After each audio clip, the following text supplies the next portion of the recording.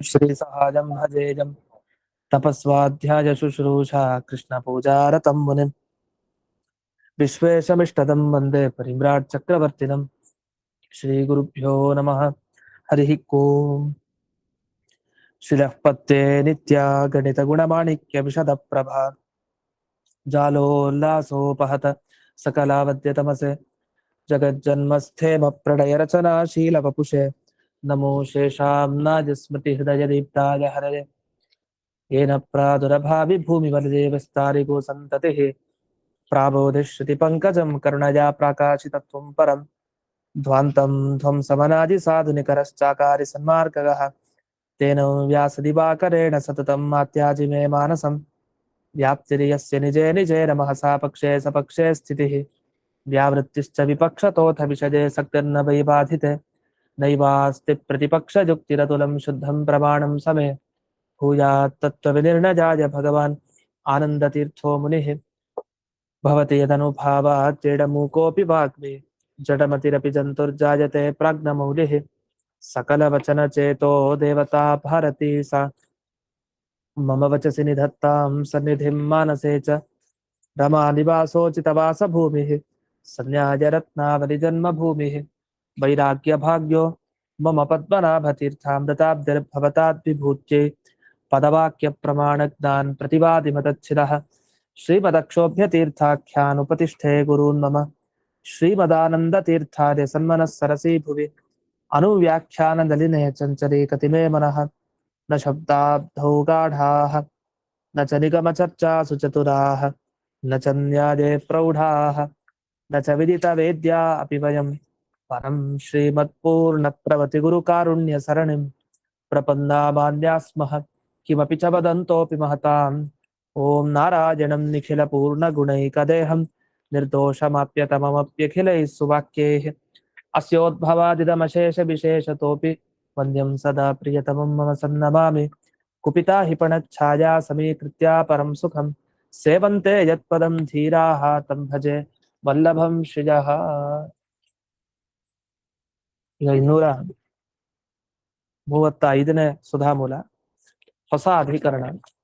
ಇದುವರೆಗೆ ತಾರತಮ್ಯದ ಬಗ್ಗೆ ವಿಸ್ತಾರವಾಗಿ ಕೇಳಿದ್ವಿ. ಈಗ ಜ್ಞಾನದಲ್ಲಿ ತಾರತಮ್ಯ ಇದೆ ಅಂತ ಒಂದು ವಿಚಾರದ ಬಗ್ಗೆ ಬರ್ತಾರೆ. ಜ್ಞಾನದಲ್ಲಿ ತಾರತಮ್ಯ ಅಂದ್ರೆ ಏನರ್ಥ? ಈಗ ಈ ಜ್ಞಾನದಲ್ಲಿ ಒಬ್ಬೊಬ್ಬರಲ್ಲಿ, ಈಗ ಉದಾಹರಣೆಗೆ ಬ್ರಹ್ಮದೇವರಲ್ಲಿ, ಇಂದ್ರದೇವರಲ್ಲಿ, ರುದ್ರದೇವರಲ್ಲಿ, ಅಂದ್ರೆ ಒಂದೊಂದು ಕಕ್ಷೆಯಲ್ಲಿ ಇರೋರಲ್ಲಿ ತಾರತಮ್ಯ ಸಮಾನವಾಗಿರುತ್ತೆ. ಅಂದ್ರೆ ಜ್ಞಾನ ತಾರತಮ್ಯ, ಅವರಲ್ಲಿ ಎಷ್ಟು ಜ್ಞಾನನೋ ಇವರೆಲ್ಲ ಅಷ್ಟೇ ಜ್ಞಾನ ಅಂತ. ಎಲ್ಲೋ ಅಲ್ಪ ಸ್ವಲ್ಪ ವ್ಯತ್ಯಾಸನೂ ಇರುತ್ತೆ. ಅಂದ್ರೆ ಹೆಚ್ಚು ಕಡಿಮೆ ಒಂದೇ ಕಕ್ಷೆಗೆ ಬರ್ತಾರೆ, ಕೆಲವುದೆಲ್ಲ ಸಮಾನ, ಕೆಲವ್ದು ಮಾತ್ರ ಬದಲೇ ಇರುತ್ತೆ, ಆ ಥರನೂ ಇರುತ್ತೆ.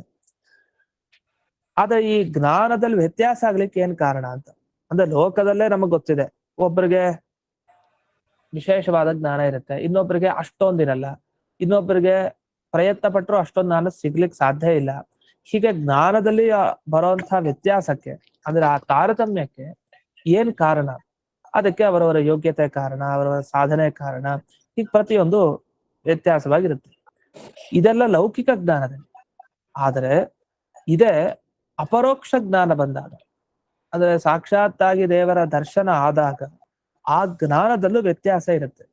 ಈಗ ಯಾರಿಗೆ ಯಾವ ಭಗವಂತನ ರೂಪ ಎಷ್ಟು ಕಾಣುತ್ತೋ ಅಷ್ಟು ಇನ್ನೊಬ್ರು ಕಾಣ್ಬೇಕು ಅಂತಿಲ್ಲ, ಹಾಗಂತ ಕಾಣಬಾರ್ದು ಅಂತಾನೆ ಇಲ್ಲ. ಬ್ರಹ್ಮದೇವರು ಕಾಣುವಂತಹ ರೂಪ ರುದ್ರದೇವರಿಗೆ ಸಾಧ್ಯ ಇಲ್ಲ, ರುದ್ರದೇವರು ಕಾಣುವಂಥದ್ದು ಇಂದ್ರದೇವರಿಗೆ ಸಾಧ್ಯ ಇಲ್ಲ. ಒಂದು ನಿಮಿಷ. 115 ಆಯ್ತಾ? 115 ಸುಧಾ ಪಾಠ? ಸುಧಾ 115 ತಾನೆ? ಸುಧಾ 335. ಸರಿ ಆಯ್ತು, ಸರಿ ಆಯ್ತು. ಹೀಗೆ ಬ್ರಹ್ಮದೇವರು ಮತ್ತೆ ರುದ್ರದೇವರು ಮತ್ತೆ ಇಂದ್ರದೇವರು ಪ್ರತಿಯೊಬ್ಬರು ತಾವು ಜ್ಞಾನದಲ್ಲಿ ವ್ಯತ್ಯಾಸವನ್ನ ಪಡೆದಿದ್ದಾರೆ. ಅಂದ್ರೆ ರೂಪಗಳಲ್ಲೇ ಭಗವಂತನ ರೂಪ ದರ್ಶನ ಆದ್ರೂ ಅದರಲ್ಲಿ ಒಂದು ಸ್ಪಷ್ಟತೆಯಲ್ಲಿ ವ್ಯತ್ಯಾಸ ಇದೆ. ಇದಕ್ಕೇನ್ ಕಾರಣ ಅಂತ ಒಂದು ಪ್ರಶ್ನೆ. ಆ ಪ್ರಶ್ನೆಗೆ ಉತ್ತರ ಕೊಡ್ಲಿಕ್ಕೆ ದರ್ಶನ ಭೇದ ಅಧಿಕರಣ ಅಂತ ಇದಕ್ಕೆ ಹೆಸರು.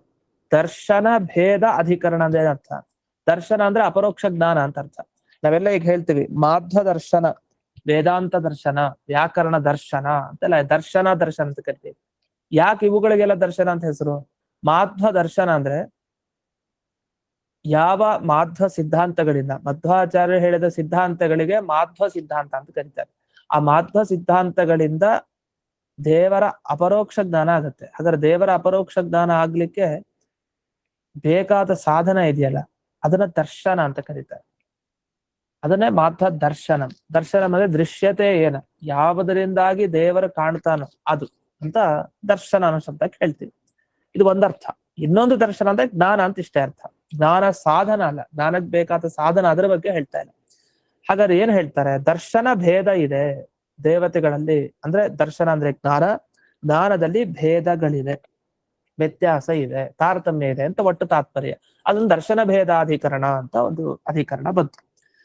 ಇದರಲ್ಲಿ ಸೂತ್ರ ಬಂತು, ಓಂ ಪ್ರಜ್ಞಾಂತರ ಪೃಥಕ್ತ್ವವತ್ ದೃಷ್ಟಿಶ್ಚ ತದುಕ್ತಂ ಓಂ ಅಂತ ಬ್ರಹ್ಮಸೂತ್ರ. ಪ್ರಜ್ಞಾಂತರ ಪೃಥಕ್ತ್ವವತ್, ಪ್ರಜ್ಞಾಂತರ ಪೃಥಕ್ತ್ವ ಅಂದ್ರೆ ಅದೇ ಜ್ಞಾನ. ಜ್ಞಾನ ಏನಿದೆ ಅದರಲ್ಲಿ ಪೃಥಕ್ತ್ವ, ವ್ಯತ್ಯಾಸ ಇದೆ, ಬೇರೆ ಬೇರೆ ಅಂತ ಹೇಳ್ತಾರೆ.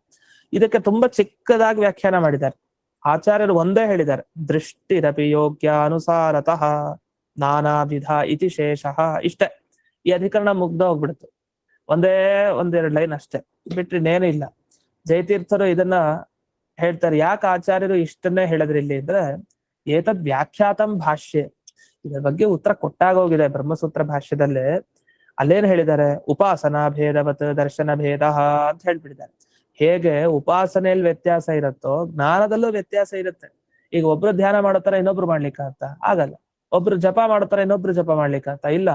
ಅವ್ರ 10 ಗಾಯತ್ರಿ, ಇವರು 10 ಗಾಯತ್ರಿ, ಅದು ಅವ್ರ 10 ಗಾಯತ್ರಿಗೂ ಇವ್ರು ಮಾಡೋ 10 ಗಾಯತ್ರಿ ವ್ಯತ್ಯಾಸ ಇದೆ. ಎಲ್ಲಾ ಕಡೆ ವ್ಯತ್ಯಾಸ. ಉಪಾಸನೆಯಲ್ಲಿ ಭೇದ ಇದೆ, ತಾರತಮ್ಯ ಇದೆ. ಆ ದರ್ಶನದಲ್ಲೂ ತಾರತಮ್ಯ ಇದ್ದೇ ಇದೆ. ಆದ್ರೆ ತದ್ ಅಸ್ಪಷ್ಟಂ ಅಂತಾರೆ. ಈಗ ಬ್ರಹ್ಮಸೂತ್ರ ಭಾಷ್ಯದಲ್ಲಿ ಏನ್ ಮಾಡಿದ್ರು? ಭೇದ ಇದೆ ಅಂದ್ರು, ತಾರತಮ್ಯ ಇದೆ ನೋಡಿ, ಜ್ಞಾನದಲ್ಲಿದೆ, ಉಪಾಸನೆಯಲ್ಲಿದೆ. ಸರಿ, ಅದಕ್ಕೇನು ಕಾರಣ ಅದು ಹೇಳಿದಿರಾ? ಮೂಲ ಕಾರಣ ತಿಳಿಸ್ಲಿಲ್ಲ ನಿಮ್ಗೆ. ಎಲ್ಲಿ? ಬ್ರಹ್ಮಸೂತ್ರ ಭಾಷ್ಯದಲ್ಲಿ. ಅದು ಅಷ್ಟು ಸ್ಪಷ್ಟವಾಗಿ ಅಲ್ಲಿ ಬಂದಿಲ್ಲ. ಅಂದ್ರೆ ಬೇಗ ಮಂದರಿಗೂ ಗೊತ್ತಾಗೋ ತರ ಉತ್ತರ ಬರ್ಲಿಲ್ಲ ಅಲ್ಲಿ. ಯಾಕೆ ಜ್ಞಾನದಲ್ಲಿ ವ್ಯತ್ಯಾಸ ಆಗತ್ತೆ ಅದಕ್ಕೆ ಕಾರಣ, ಮೂಲ ಕಾರಣ ಕೊಡ್ಲಿಲ್ಲ. ಆ ಮೂಲ ಕಾರಣ ಅಸ್ಪಷ್ಟವಾಗಿರೋದನ್ನ ಇಲ್ಲಿ ಅನುವ್ಯಾಖ್ಯಾನದಲ್ಲಿ ಆಚಾರ್ಯರು ಸ್ಪಷ್ಟಪಡಿಸ್ತಾ ಇದ್ದಾರೆ. ದರ್ಶನ ಭೇದೆ ಮೂಲ ಕಾರಣಸ್ಯ ಅನುಕ್ತತ್ವಾತ್ ತಥೋ ವ್ಯಾಖ್ಯಾತಿ ದೃಷ್ಟಿರಪೀತಿ. ದರ್ಶನದಲ್ಲಿ ಅಂದ್ರೆ ಜ್ಞಾನದಲ್ಲಿ ವ್ಯತ್ಯಾಸಕ್ಕೆ ಯಾವುದೇ ಮೂಲ ಕಾರಣ ಹೇಳಿಲ್ಲ. ಹಾಗಾಗಿ ಆಚಾರ್ಯರು ಅದನ್ನ ವ್ಯಾಖ್ಯಾನ ಮಾಡ್ತಾ ಇದ್ದಾರೆ ಈ ಸೂತ್ರಕ್ಕೆ. ದೃಷ್ಟಿರಪಿ ಯೋಗ್ಯ ಅನುಸಾರತಃ ಅಂದ್ರೆ ಭಗವದ್ ದರ್ಶನ ಯಾಕೆ ವ್ಯತ್ಯಾಸವಾಗಿ ಬರುತ್ತೆ? ಯೋಗ್ಯತೆ, ನಾನಾ ವಿಧ. ಒಬ್ಬೊಬ್ಬರಿಗೂ ಒಂದೊಂದು ದೇವರ ದರ್ಶನ. ಯಾಕೆ? ಅವರವರ ಯೋಗ್ಯತೆನೇ ಮುಖ್ಯ ಕಾರಣ. ಅದರಿಂದ ಯೋಗ್ಯತೆ ಅನ್ನೋದು ಬಹಳ ಮುಖ್ಯ ಇದಕ್ಕೆ ಅಂತ ಇಷ್ಟು ಇಲ್ಲಿ ವಿವರಣೆಯನ್ನ ಕೊಟ್ಟಿದ್ದಾರೆ. ಇದಕ್ಕೆ ಟಿಪ್ಪಣಿಕಾರರು ಏನ್ ವಿವರಣೆ ಕೊಟ್ಟಿದ್ದಾರೆ ಅಂತ ನೋಡೋಣ. ಇದಕ್ಕೆ ಟಿಪ್ಪಣಿನ ಬರ್ದವ್ರದ್ದು ಒಂದೇ ನಮಗ್ ಟಿಪ್ಪಣಿ ಸಿಗ್ತಾ ಇರೋದು. ಯಾವುದು? ಶೇಷವಾಕ್ಯಾರ್ಥ ಚಂದ್ರಿಕಾ ಟಿಪ್ಪಣಿ. ಇವ್ರೇನ್ ವಿವರಣೆ ಕೊಟ್ಟಿದ್ದಾರೆ ಅಂದ್ರೆ, ಉಪಾಸನಾ ಭೇದಸ್ಯ ದರ್ಶನ ಭೇದೆ ಕಾರಣಸ್ಯ ಉಕ್ತೆ ಕಥಂ ತಸ್ಯ ಅನುಕ್ತಿ ಇತ್ಯತ ಉಕ್ತಂ ಮೂಲೇತಿ. ಇವರೊಂದು ವಿಚಾರ ಮಾಡ್ತಾರೆ. ಇವ್ರು ನೋಡಿದ್ದಾರೆ ಏನು ಹೇಳಿದ್ದಾರೆ ಬ್ರಹ್ಮಸೂತ್ರ ಭಾಷೆದಲ್ಲೆಲ್ಲ ಅಂತಂದ್ರೆ, ನೀವು ಜ್ಞಾನದಲ್ಲಿ ಯಾಕೆ ವ್ಯತ್ಯಾಸ ಅಷ್ಟೊಂದು ಪಡ್ಕೊಳ್ತೀರಿ ಅಂದ್ರೆ, ಪ್ರತಿಯೊಬ್ರು ಉಪಾಸನೆಯಲ್ಲಿ ವ್ಯತ್ಯಾಸ ಇದ್ಮೇಲೆ ಜ್ಞಾನದಲ್ಲೂ ವ್ಯತ್ಯಾಸ ಬಂದೇ ಬರುತ್ತೆ. ನೀವು ದೇವರ ಉಪಾಸನೆಯನ್ನ ಎಷ್ಟು ನಿಧಾನಕ್ಕೆ, ಯಾವ ಕ್ರಮದಲ್ಲಿ, ಯಾವ ರೀತಿ ಸರಿಯಾಗಿ ಆಗ್ಬೇಕು ಅಂತ ಮಾಡ್ತೀರೋ ಅದಕ್ಕೆ ಅನುಗುಣವಾಗಿ ನಿಮಗೆ ದೇವ್ರ ದರ್ಶನ ಕೊಡುತ್ತೆ. ಆ ಉಪಾಸನೆಯಲ್ಲಿ ವ್ಯತ್ಯಾಸ ಇದ್ದ ಹಾಗೆ ಬರೋ ಜ್ಞಾನದಲ್ಲೂ ವ್ಯತ್ಯಾಸ. ಹಾಗಾದ್ರೆ ಜ್ಞಾನದಲ್ಲಿರೋ ವ್ಯತ್ಯಾಸಕ್ಕೆ ಏನ್ ಕಾರಣ? ಉಪಾಸನೆಯಲ್ಲಿರೋ ಭೇದವೇ ಕಾರಣ ಅಂತ ಸ್ಪಷ್ಟ ಆಯ್ತು. ನಾವೆಷ್ಟು ಜಪ ಮಾಡ್ತೀವೋ ಅಷ್ಟು ಅನುಗುಣ ದೇವರು ಅದೇ ತರ ರೂಪ ತೋರಿಸ್ತಾನೆ. ನಾವು ಮಾಡಿಲ್ವಾ ಅಷ್ಟು ನಮಗ್ ಸಿಗಲ್ಲ ಅಂತ ಅರ್ಥ. ಹಾಗಾದ್ರೆ ಉಪಾಸನಾ ಭೇದ ದರ್ಶನ ಭೇದಸ್ಯ ಕಾರಣಂ ಅಂತ ಹೇಳ್ತಾರೆ. ದರ್ಶನ ಭೇದಕ್ಕೆ ಉಪಾಸನಾ ಭೇದ ಕಾರಣ ಅಂತ ಇದನ್ನೇ ಈ ಭಾಷೆಯಲ್ಲಿ ಬಳಸ್ಬೇಕು. ನಾವು ಈ ಶಾಸ್ತ್ರಾಧ್ಯಯನವನ್ನ ಮಾಡ್ಬೇಕಾದ್ರೆ ಅದೇ ಶಾಸ್ತ್ರದ ಉನ್ನತಿ, ಅಭ್ಯಾಸದ ಉನ್ನತಿಗೆ ಇವ್ರು ಹೋಗ್ತಾ ಇದ್ದಾರೆ ಅಂದ್ರೆ ಏನರ್ಥ ಅಂದ್ರೆ, ಈ ಶಬ್ದಗಳನ್ನ ಬಳಸ್ಬೇಕಾದ್ರೆ ಸರಳವಾದ ಶಬ್ದ ಬಿಟ್ಟು ಬಿಟ್ಟು ಕಠಿಣ ಶಬ್ದ ಬಳಸ್ತಾ ಹೋಗ್ಬೇಕು. ಬರ್ತಾ ಬರ್ತಾ ವಸ್ತುತಃ ಅದು ಹೋಗ್ತಾ ಇದ್ರೆ ಆಗ ಆ ಶಬ್ದ ಚೆನ್ನಾಗಿ ಹಿಡಿತಕ್ ಬಂದಿದೆ ಅಂತ. ಇದನ್ನೆಲ್ಲ ದರ್ಶನ ಭೇದೆ ಉಪಾಸನಾ ಭೇದ ಕಾರಣಂ ಅಂತ ಇಷ್ಟ ಹೇಳಿ ಮುಂದೆ ಕೊಟ್ಟೋಗ್ಬಿಡ್ತಾರೆ. ವಿವರಣೆನೂ ಕೊಡಲ್ಲ.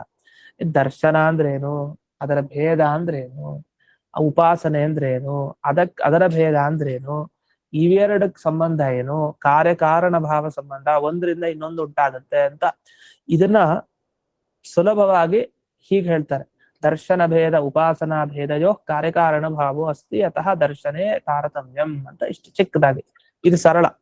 ಇದನ್ನು ಕಠಿಣವಾಗಿ ಇನ್ನೂ ಹೇಳಲಿಕ್ಕೆ ಬರುತ್ತೆ. ಅಂದ್ರೆ ಶಾಸ್ತ್ರದ ಅಧ್ಯಯನದ ಇದರಲ್ಲಿ ಯಾಕೆ ಇಷ್ಟೊಂದು ಕಠಿಣ ಶಬ್ದ ಬಳಸ್ತಾರೆ, ಸುಲಭವಾಗಿ ಹೇಳ್ಬೋದಲ್ಲ ಅಂದ್ರೆ ತುಂಬಾ ವಿಚಾರ ಮಾಡ್ಬೇಕಾಗಿಲ್ಲ. ಒಂದ್ ಶಬ್ದ ಹೇಳಿದ್ರೆ 100 ಅರ್ಥ ತಗೊಂಡ್ಬಿಡ್ತೀವಿ. ಆತರ ಆಗತ್ತೆ ಶಾಸ್ತ್ರ ಓದ್ತಾ ಓದ್ತಾ ಓದ್ತಾ. ಜಾಸ್ತಿ ವಿವರಣೆ ಕೊಡೋ ಅಗತ್ಯ ಇರಲ್ಲ.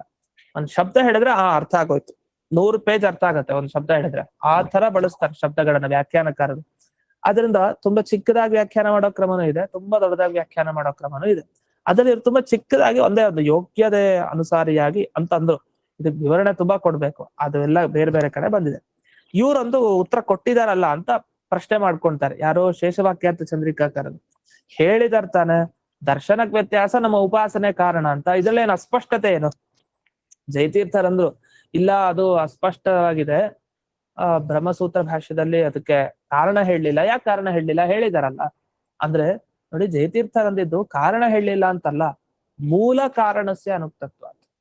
ಕಾರಣ ತುಂಬಾ ಇರುತ್ತೆ. ಈಗ ನಾವ್ ಯಾವ್ದೇ ಒಂದು ಕೆಲಸ ಮಾಡ್ಬೇಕಾದ್ರೆ ನಾವು ಮಾಡ್ತೀವಿ ನಾವ್ ಅನ್ಕೊಂಡಿರ್ತೀವಿ, ನಾವು ಕಾರಣ ಅಂತ. ನಾವು ಕಾರಣನ? ಮೂಲ ಕಾರಣ ದೇವರು, ನಾವು ಕಾರಣ. ಹೇಗೆ ದೇವ್ರು ನಮ್ಮನ್ನ ನೆಪ ಮಾಡ್ಕೊಂಡಿದ್ದಾರೆ, ನಿಮಿತ್ತ. ನಿಮಿತ್ತ ಮಾತ್ರ ಭವಸವ್ಯ ಸಾಚೆ, ನಿಮಿತ್ತ ಅಷ್ಟೇ. ಹಾಗಾದ್ರೆ ನಾವು, ನಮ್ಮಲ್ಲಿರೋ ದೇವತೆಗಳು, ಆಮೇಲೆ ಎಷ್ಟೆಷ್ಟು ಅವರಿಗೆ ಅಭಿಮಾನಿ ದೇವತೆಗಳಿರ್ತಾರೆ, ಮೇಲಿನ ದೇವತೆಗಳು, ಮುಖ್ಯ ಪ್ರಾಣ ದೇವರು, ಲಕ್ಷ್ಮೀ ದೇವಿ, ಆಮೇಲೆ ಪರಮಾತ್ಮ, ಎಷ್ಟು ಕಾರಣ ಇದೆ ಒಳಗಡೆ. ಹಾಗಾದ್ರೆ ಮೂಲ ಕಾರಣ ಯಾವ್ದು ಅಂತ ಪ್ರಶ್ನೆ.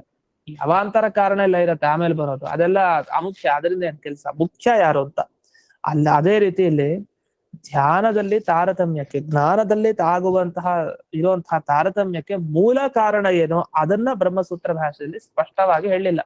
ಅದಕ್ಕೆ ಇಲ್ಲಿ ಕೇಳ್ತಾ ಇದ್ದಾರೆ. ಅದನ್ನ ಈಗ ಅದಕ್ಕೋಸ್ಕರ ಇಲ್ಲಿ ಯೋಯಂ ಉಪಾಸನಾ ಭೇದ ಕಾರಣ ಮುಕ್ತ ನಾಸೌ ಮೂಲ ಕಾರಣಂ ಯಚ್ಚ ಮೂಲ ಕಾರಣಂ ಸ್ವರೂಪ ಯೋಗ್ಯತಾಖ್ಯಂ ಉಪಾಸನ ಭೇದೇಪಿ ನಿಯಾಮಕಂ ಉಪಾಸನಾ ಭೇದೇಪಿ ನಿಯಾಮಕಂ ತದತ್ರ ನೋಕ್ತಂ ಇತ್ಯರ್ಥ. ಯಾವ್ದನ್ನ ಹೇಳ್ಬೇಕೋ ಅದನ್ನ ಹೇಳಲಿಲ್ಲ, ಯಾವ್ದು ಬೇಕಾಗಿಲ್ವೋ ಅದನ್ನ ಹೇಳಿದ್ದಾರೆ ಅನ್ನೋ ಥರನ. ಅಂದ್ರೆ ಅದಕ್ಕೆ ಹೇಳ್ತಾರೆ ನೋಡಿ, ಬ್ರಹ್ಮಸೂತ್ರ ಭಾಷ್ಯದಲ್ಲಿ ಹೇಳಿದ್ದಾರೆ, ಆದ್ರೆ ಅದು ಮೂಲ ಅಲ್ಲ. ಯಾವ್ದು ಮೂಲನೋ ಅದನ್ನ ಇಲ್ಲಿ ಹೇಳಲಿಲ್ಲ, ಯಾವ್ದು ಕಾರಣನೋ ಅದನ್ನಲ್ಲಿ ಹೇಳಿದ್ದಾರೆ ಅಷ್ಟೇ. ಆ ಭಾಷೆಯ ಶೈಲಿ ಹೇಗಿದೆ ನೋಡಿ, ಯೋಸೋ ಕಾರಣಂ ನಾಸೋ ಮೂಲ ಕಾರಣಂ ಯಚ್ಚ ಮೂಲ ಕಾರಣಂ ತದತ್ರ ನೋಕ್ತ. ಯಾವ್ದನ್ನ ಕಾರಣ ಅಂತ ಬ್ರಹ್ಮಸೂತ್ರ ಭಾಷೆಯಲ್ಲಿ ಹೇಳಿದ್ದಾರೆ, ಆ ಜ್ಞಾನದಲ್ಲಿರೋ ತಾರತಮ್ಯಕ್ಕೆ ಅದು ಮೂಲ ಅಲ್ಲ, ಅದಕ್ಕೆ ಕಾರಣ ಅಷ್ಟೇ.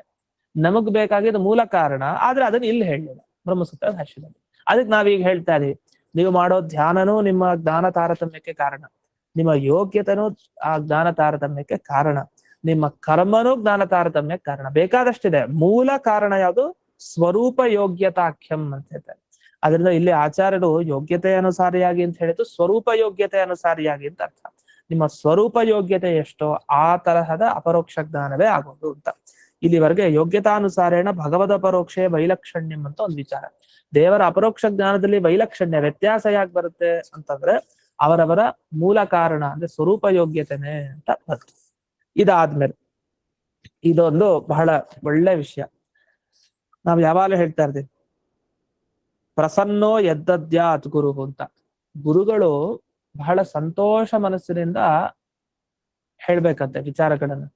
ಇಲ್ಲಾಂದ್ರೆ ಶಿಷ್ಯರಿಗೆ ಫಲ ಕೊಡಲ್ಲಂತೆ. ಶಿಷ್ಯರಿಗೆ ಫಲ ಸಿಗ್ಬೇಕು ಅಂದೇನು, ಯದ್ದದ್ಯಾತ್ ಸುಪ್ರಸನ್ನಧೀಹಿ ತದೇವ ಸತ್ಯಂ ಭವತಿ. ತಾತ್ಪರ್ಯದಲ್ಲ ಸುಮಾರು ಮಾತುಗಳು ಬರುತ್ತೆ. ಈ ಗುರುಗಳ ಅನುಗ್ರಹ ಮುಖ್ಯ, ದೊಡ್ಡವರ ಅನುಗ್ರಹ ಮುಖ್ಯ. ಅವರು ಸಂತೋಷದಿಂದ ಒಂದೆರಡು ಮಾತು ಹೇಳಿದ್ರೆ ಸಾಕು, ಅವ್ರೊಂದಿಷ್ಟು ಪಾಠ ಹೇಳಿದ್ರೆ ಸಾಕು, ಸಂತೋಷದಿಂದ ಇವ್ರಿಗೆ ಆಗ್ಬೇಕು ಒಳ್ಳೇದು ಅಂತ ಹೇಳಿ ಅನುಗ್ರಹ ಮುಖಾಂತರ ಮಾಡಿದ್ದು ಎಲ್ಲಿಗೆ ಕಾರಣ ಆಗತ್ತೆ ಅಂದ್ರೆ ಭಗವದ್ ಅಪರೋಕ್ಷೆ ಮುಖ್ಯ ಕಾರಣ. ದೇವರ ಅಪರೋಕ್ಷ ಜ್ಞಾನಕ್ಕೆ ಪ್ರಮುಖ ಕಾರಣ ಯಾವುದು? ಒಳ್ಳೆ ಗುರು ಪ್ರಸಾದ, ಗುರುಗಳ ಅನುಗ್ರಹ. ಹಾಗಾದ್ರೆ ಈ ಗುರುಗಳ ಅನುಗ್ರಹ ಆದ್ರೆ ಮಾತ್ರ ಒಳ್ಳೆ ಗತಿ ಸಿಗತ್ತೆ. ಅಂದ್ರೆ ಒಳ್ಳೆ ಗತಿಯಿಂದ ಒಳ್ಳೆ ಜ್ಞಾನ ಅಂದ್ರೆ ಭಗವಂತನ ಅಪರೋಕ್ಷ ಜ್ಞಾನ ಆಗತ್ತೆ ಅನ್ನೋ ವಿಚಾರ ಈ ಬ್ರಹ್ಮಸೂತ್ರದಲ್ಲಿ ಬರುತ್ತೆ ಮುಂದಕ್ಕೆ. ಅದರಿಂದ ನಾವು ಹುಡ್ಕೊಂಡು ಹೋಗೋ ಅಗತ್ಯ ಇಲ್ಲ. ಇಂತಿಂತ ಕಡೆ ಈ ವಿಷಯಗಳು ಬರುತ್ತೆ. ನಾವೆಲ್ಲ ಪುರಾಣಗಳಲ್ಲಿ ಬೇರೆ ಬೇರೆ ಕಡೆ ನೋಡಿರ್ತೀವಿ ಗುರುಪ್ರಸಾದ ಬಹಳ ಮುಖ್ಯ. ಬ್ರಹ್ಮಸೂತ್ರದಲ್ಲಿ ಎಲ್ಲ ಹೇಳಿದ್ದಾರೆ ವೇದವ್ಯಾಸರು ಅಂದ್ರೆ ಈ ಸೂತ್ರ, ಓಂ ಪ್ರಧಾನವ ದೇವಹಿ ತದುಕ್ತಂ ಓಂ ಅಂತ ಬ್ರಹ್ಮಸೂತ್ರ.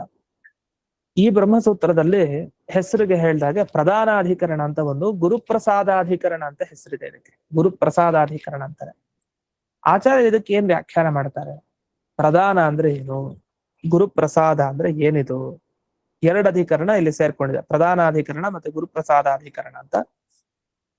ಅದನ್ನ ನೋಡೋಣ. ಮೊದಲಿಗೆ ಈ 236ನೇ ಸುಧಾಮೂಲದಲ್ಲಿದ್ದೀವಿ. ಅತ್ರ ಪ್ರಕೃಷ್ಟಂ ದಾನಂ ಪ್ರಧಾನಂ ಪ್ರಶಬ್ದೋ ನಸ್ಫುಟಂ ವ್ಯಾಖ್ಯಾತೋ ಭಾಷ್ಯೆ ಅತ ಸೂತ್ರಾರ್ಥಮಃ ಸಮ್ಯಗಿತಿ. ಮೊದಲು ಸೂತ್ರದ ಅರ್ಥ ತಿಳಿಸ್ತಾ ಇದ್ದಾರೆ ಅಂತ ಆಚಾರ್ಯರು. ಯಾಕೆ ಪ್ರದಾನ ಮಾಡೋದು ಅಂದ್ರೆ ಪ್ರಕೃಷ್ಟವಾದ ದಾನಕ್ಕೆ ಪ್ರದಾನ ಅಂತ ಕರೀತಾರೆ. ಚೆನ್ನಾಗಿ ದಾನ ಮಾಡೋದು ಅದನ್ನ ಪ್ರದಾನ ಅಂತ ಕರೀತಾರೆ. ಆದ್ರೆ ಇಲ್ಲಿ ಚೆನ್ನಾಗಿ ನೀಡೋದು ಅಂದ್ರೆ ಆ ಚೆನ್ನಾಗಿ ಅನ್ನೋ ಅಂಶವನ್ನ ಏನು ಅಂತ ಬಿಡಿಸಲಿಲ್ಲ ಎಲ್ಲಿ ಭಾಷ್ಯದಲ್ಲಿ, ಬ್ರಹ್ಮಸೂತ್ರ ಭಾಷ್ಯದಲ್ಲಿ. ಅದಕ್ಕೆ ಇಲ್ಲಿ ಆಚಾರ್ಯರು ಅನುಭಾಷ್ಯದಲ್ಲಿ ಅಂದ್ರೆ ಈ ಅನುವ್ಯಾಖ್ಯಾನದಲ್ಲಿ ವಿವರಣೆ ಕೊಡ್ತಾ ಇದ್ದಾರೆ. ಏನಂತ? ಸಮ್ಯಕ್ ಗುರು ಪ್ರಸಾದಶ್ಚ ಮುಖ್ಯತೋ ದೃಷ್ಟಿ ಕಾರಣಂ. ಮುಖ್ಯತೋ ದೃಷ್ಟಿ ಕಾರಣಂ, ಚೆನ್ನಾಗಿ ಗುರುಗಳು ಯಾವುದನ್ನ ದಾನ ಮಾಡ್ತಾರೋ ಆ ದಾನ ಮಾಡಿದ್ದಕ್ಕೆ ಏನು ಫಲ ಅಂತಂದ್ರೆ ಭಗವಂತನ ದೃಷ್ಟಿಯೇ ಅದಕ್ಕೆ ಫಲ. ಭಗವದ್ ದೃಷ್ಟಿ ಅಂದ್ರೆ ಭಗವಂತನ ಅಪರೋಕ್ಷ ಜ್ಞಾನ, ಅಪರೋಕ್ಷ ಜ್ಞಾನಕ್ಕೆ ಕಾರಣ. ಏನದು? ಗುರುಗಳು ಸಮ್ಯಕ್ ಪ್ರದಾನ ಚೆನ್ನಾಗಿ ನೀಡ್ತಾರೆ. ಏನದು? ಪ್ರಸಾದ ಪೂರ್ವಕಂ ಗುರೋಹೋ ಯತ್ ವಿದ್ಯಾದಾನಂ ಅಂತ. ಆ ವಿದ್ಯೆ ಕೊಡ್ತಾರಲ್ಲ ಬಹಳ ಪ್ರಸನ್ನತೆಯಿಂದ, ಅದನ್ನೇ ಹೇಳಿದ್ದು ಚೆನ್ನಾಗಿ ಕೊಡೋದು ಅಂದ್ರೆ ಏನರ್ಥ? ಪ್ರಸನ್ನತೆಯಿಂದಾಗಿ ಗುರುಗಳು ನೀಡುವ ವಿದ್ಯಾದಾನಕ್ಕೆ ಪ್ರದಾನ ಅಂತ ಕರೀತಾರೆ. ಈ ಪ್ರದಾನದ ಬಗ್ಗೆನೇ ಪ್ರಧಾನವ ದೇವತದುಕ್ತಂ ಅಂತ ಅಲ್ಲಿ ಬ್ರಹ್ಮಸೂತ್ರದಲ್ಲಿ ಹೇಳಿದರು. ಸರಿ, ಏನದಕ್ಕೆ ಅರ್ಥ ಅಂದ್ರೆ ನ ಕೇವಲಂ ಶ್ರವಣಾದಿ ಕಿಂತು ಸಮ್ಯಕ್ ಗುರು ಪ್ರಸಾದಶ್ಚ. ಬರೀ ಕೇಳೋದ್ರಿಂದ ಅಷ್ಟೇ ಅಲ್ಲ, ಬರೀ ಮನನ ಬರೀ ಧ್ಯಾನ ಅಷ್ಟೇ ಅಲ್ಲ, ಅದರ ಜೊತೆಗೆ ಗುರುಪ್ರಸಾದ ಬೇಕು. ಅದು ಎಂಥ ಸಾಮಾನ್ಯ ಗುರುಪ್ರಸಾದ ಅಲ್ಲ, ಸಮ್ಯಕ್ ಗುರುಪ್ರಸಾದ. ಅದರಿಂದ ಈ ಸಮ್ಯಕ್ ಗುರುಪ್ರಸಾದ ಇದ್ರೆ ಅದು ನಡೆಯುತ್ತೆ, ಫಲ ನಮಗ್ ಸಿಗತ್ತೆ. ಇದು ಹೇಗಿದೆ ಅಂದ್ರೆ ಭಾಷ್ಯದಲ್ಲಿ ಏನು ಹೇಳಿದ್ದಾರೆ ಅಂದ್ರೆ ಯಥಾ ಗುರುದತ್ತಂ ತಥೇವ ಭವತಿ ಇತಿ ಭಾಷ್ಯೇಣ. ಗುರುಗಳು ಹೇಗ್ ನೀಡ್ತಾರೋ ಹಾಗಾಗತ್ತೆ ಅಂತ ಹೇಳಿದ್ದಾರೆ ಭಾಷ್ಯದಲ್ಲಿ. ಅದಕ್ಕೇನರ್ಥ? ಗುರುಗಳು ದಾನ ನೀಡಬೇಕಾದ್ರೆ ವಿದ್ಯೆಯನ್ನ ಪ್ರಸಾದ ಮುಖಾಂತರವಾಗಿ ನೀಡಬೇಕು ಅನ್ನೋ ಅರ್ಥವನ್ನು ತಗೊಳ್ಬೇಕು ಅಂತ. ಹಾಗಾಗಿ ಬರೀ ಶ್ರವಣಾದಿಗಳ ಆದ್ರೆ ಅಷ್ಟೇ ಆಗಲ್ಲ, ಗುರುಗಳ ಪ್ರಸನ್ನ ಚಿತ್ತತೆಯು ಅಷ್ಟೇ ಮುಖ್ಯ ಅಂತ ಇದೊಂದು ವಿಚಾರ ಆಯ್ತು. ಇದಾದ್ಮೇಲೆ ಮುಂದಕ್ಕೆ ಹೇಳ್ತಾರೆ, ಅಲ್ಲ ಈ ಪ್ರಧಾನವ ದೇವ ಅಂತ ಈ ಬ್ರಹ್ಮಸೂತ್ರ ಇದು ಬಂತಲ್ಲ, ಈಗ ಹಿಂದೆ ಒಂದು ವ್ಯಾಖ್ಯಾನ ಮಾಡಿದ್ರಲ್ಲ, ಇದನ್ನ ನೀವು ಬ್ರಹ್ಮಸೂತ್ರದಲ್ಲಿ ಹುಡುಕ್ತಾ ಹೋದ್ರೆ ಮೊದಲು ಸಿಗೋದು ಇದು ಈಗ ಬರೋದು. ಓಂ ಪ್ರಧಾನವ ದೇವತದುಕ್ತಂ ಓಂ ಅಂತ ಬಂತಲ್ಲ ಈಗ ಈ ಸೂತ್ರ. ಈ ಹಿಂದಿನ ಸೂತ್ರ ಏನಿದೆಯಲ್ಲ ಇದು ಆಮೇಲೆ ಸಿಗತ್ತೆ, ಅಂದ್ರೆ ಉಲ್ಟಾ ಮಾಡಿದ್ದಾರೆ. ಮೊದಲು ಬರಬೇಕಾಗಿದ್ದು ಆಮೇಲೆ ಹೇಳಿದ್ದಾರೆ, ಆಮೇಲೆ ಬರ್ಬೇಕಾಗಿದ್ದನ್ನ ಮೊದಲೇ ಹೇಳಿದ್ದಾರೆ. ಇದು ಯಾಕೆ ಮಾಡಿದ್ರಿ ಅಂತ ಈಗ ಪ್ರಶ್ನೆ. ಅಂದ್ರೆ ಬ್ರಹ್ಮಸೂತ್ರ ಪಾರಾಯಣ ಮಾಡ್ತಾ ಇದ್ರೆ ನಮಗೆ ಗೊತ್ತಾಗತ್ತಿಲ್ಲ, ಅದು ಗೊತ್ತಾಗಲ್ಲ. ಏನ್ ಮಾಡಿದ್ದಾರೆ? ಜಯತೀರ್ಥರ ಪ್ರಶ್ನೆ. ನಾನು ಪ್ರಜ್ಞಾಂತರ ಪೃಥಕ್ತವತಿ ಸೂತ್ರಂ ಪ್ರಧಾನವದೇವ ಇತ್ಯತಃ ಪಶ್ಚಾತ್ತನಂ ತತ್ಕುತೋ ವ್ಯುತ್ಕ್ರಮ. ಯಾಕೆ ವ್ಯುತ್ಕ್ರಮ ಆಶ್ರಯಣ ಮಾಡಿದಿರಿ ಇಲ್ಲಿ? ಆಚಾರ್ಯ ಯಾಕೆ ಹಾಗೆ ವ್ಯಾಖ್ಯಾನ ಮಾಡಿದ್ದಾರೆ? ಉಚ್ಯತೆ ಇಲ್ಲ, ಅದಕ್ಕೆ ಉತ್ತರ ಇದೆ, ಹೇಳ್ತೀನಿ ಕೇಳಿ. ಏನು? ಯೋಗ್ಯತಾ ಚಿಂತಾ ಸಂಗತಂ ತತ ಇತಿ ಪ್ರಕರಣ ಶುದ್ಧಯೇ ಪೂರ್ವಮೇವ ವ್ಯಾಖ್ಯಾತಮಿತಿ ನ ದೋಷಃ. ಆಚಾರ್ಯರು ಹೀಗೆ ವ್ಯಾಖ್ಯಾನ ಮಾಡಿದಕ್ಕೆ ದೋಷ ಹೇಳ್ಬೇಡಿ. ಬ್ರಹ್ಮಸೂತ್ರದ ಒಂದು ಕ್ರಮ ಇದೆ ನಿಜ, ಸೂತ್ರ ಕ್ರಮ ಬಿಟ್ಟು ನಿಮ್ ಕ್ರಮ ಯಾಕೆ ಹಾಕೊಂಡ್ರಿ ಅಂತ ನಮ್ಮ ಮೇಲೆ ಆಕ್ಷೇಪ. ನೀವು ಮಧ್ವಾಚಾರ್ಯ ಯಾಕೆ ಈ ಕ್ರಮ ವ್ಯತ್ಯಾಸ ಮಾಡಿದ್ರು? ಸೂತ್ರಕಾರದ ಕ್ರಮ ಮುಖ್ಯ ತಾನೆ, ದೇವರ ಕ್ರಮವನ್ನು ಬಿಟ್ಟು ನೀವು ನಿಮ್ಮದೊಂದು ಕ್ರಮ ಹಾಕಿದ್ರಲ್ಲ ಅಂತ ಅಲ್ಲ. ಅದು ಹಿಂದೆ ಯೋಗ್ಯತೆಯ ಬಗ್ಗೆ ಚಿಂತೆ ಮಾಡಿದ್ರು, ಅಂದ್ರೆ ತಾರತಮ್ಯಾಧಿಕರಣ ಹಿಂದೆ ಬಂತು. ಯೋಗ್ಯತೆ ಬಂದಾದ್ಮೇಲೆ ಯೋಗ್ಯತೆಯ ಬಗ್ಗೆನೇ ವಿಚಾರ ಮಾಡಿದ ಅಧಿಕರಣ ಯಾವುದು? ಇದಲ್ಲ, ಇದು ಗುರುಪ್ರಸಾದದ ಬಗ್ಗೆ ಹೇಳ್ತಾ ಇರೋದು. ಈಗ ಗುರುಗಳ ಅನುಗ್ರಹದ ಫಲ ಏನು ಅನ್ನೋದ್ರ ಬಗ್ಗೆ ಇಲ್ಲಿ ಹೇಳ್ತಾ ಇದ್ದಾರೆ. ಅದೇ ಹಿಂದೆ ಪ್ರಜ್ಞಾಂತರ ಪೃಥಕ್ತವ ದೃಷ್ಟಿಷ್ಠದ ಉತ್ತಮ ಅಂತ ಬಂತಲ್ಲ, ಅದ್ರ ಯೋಗ್ಯತೆ ಬಗ್ಗೆನೇ ಹೇಳಿತ್ತು. ಅಪರೋಕ್ಷ ಜ್ಞಾನದಲ್ಲಿ ಯಾಕೆ ವ್ಯತ್ಯಾಸ? ಯೋಗ್ಯತೆ ಮೂಲ ಕಾರಣ ಅಂತ. ಅಂದ್ರೆ ಯೋಗ್ಯತೆಯ ಬಗ್ಗೆ ಮಾತಾಡ್ಬೇಕಾದ್ರೆ ತಾರತಮ್ಯಾಧಿಕರಣದಲ್ಲಿ ಮುಂದಿನ ವಿಷಯನೂ ಯೋಗ್ಯತೆಯ ಬಗ್ಗೆನೇ ಇದ್ರೆ ಚೆನ್ನಾಗಿರತ್ತೆ, ಕೇಳೋರ್ಗೆ ಅರ್ಥ ಆಗತ್ತೆ ಬೇಗ. ವ್ಯುತ್ಕ್ರಮ ಆಯ್ತು, ವ್ಯತ್ಯಾಸ ಮಾಡೋದು ಬೇಡ ಅಂತ ಈ ದೃಷ್ಟಿಯಲ್ಲಿ ಯೋಗ್ಯತೆಯ ಬಗ್ಗೆ ಚಿಂತೆ ಮಾಡೋ ಈ ವಿಷಯನ ಮೊದಲೇ ಹೇಳಿ ಆಮೇಲೆ ಒಟ್ಟಿಗೆ ಸೇರಿಸ್ಕೊಂಡು ನೋಡಿ, ಇಷ್ಟೆಲ್ಲ ಯೋಗ್ಯತೆ ಇದ್ದವನಿಗೆ ಗುರುಗಳು ಪ್ರಸನ್ನ ಚಿತ್ತರಾಗಿ ಕೊಟ್ರೆ ಅವನಿಗೆ ಅಪರೋಕ್ಷ ಜ್ಞಾನ ಆಗೇ ಆಗತ್ತೆ ಅಂತ ಮುಂದೆ ಚೆನ್ನಾಗಿ ಅರ್ಥ ಆಗತ್ತೆ. ಈ ದೃಷ್ಟಿಯಲ್ಲಿ ಇಲ್ಲಿ ವಿವರಣೆ ಕೊಟ್ಟಿದ್ದಾರೆ ಅಂತ. ಇಲ್ಲಿವರೆಗೆ ಈ ಪ್ರಜ್ಞಾಂತರಾಧಿಕರಣ ಮತ್ತೆ ಪ್ರಧಾನಾಧಿಕರಣ ಮುಗೀತು. ಇನ್ನು ಗುರುಪ್ರಸಾದಾಧಿಕರಣದ ವಿಷಯ ಏನು ಅಂತ ನಾಳೆ ದಿವಸ ನೋಡೋಣ ಅಂತ ಹೇಳ್ತಾ ಇಂದಿನ ಪಾಠವನ್ನ ಗುರುವಂತರ್ಗತ ವ್ಯಾಸತೀರ್ಥ ಗುರುವಂತರ್ಗತ ಭಾರತೀಯ ಪ್ರಾಣಾಂತರ್ಗತ ಶ್ರೀಮನ್ಮೂಲ ಗೋಪಾಲಕೃಷ್ಣನ್ಗೆ ಅರ್ಪಣೆ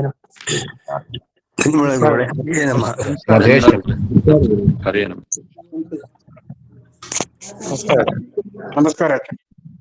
ಆಚಾರ್ಯ PDF